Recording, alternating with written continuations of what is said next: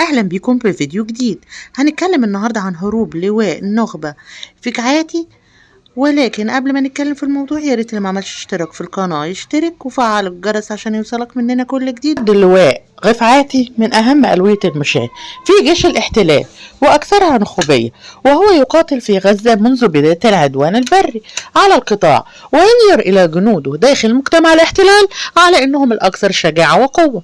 وقد حاولوا ترسيخ هذه النظرة، فأخذوا كاميرا القناة 12 العبرية لتصورهم وهم يسيطرون على أحد المباني المدمرة في قطاع غزة، لكن المفاجأة كانت تنتظرهم هناك. فتركتهم المقاومة يدخلون المبنى ثم أمطرتهم بالرصاص، وكانوا يهربون من الرصاص ويختبئون خلف الجدران دون المقدرة على الرد حتى.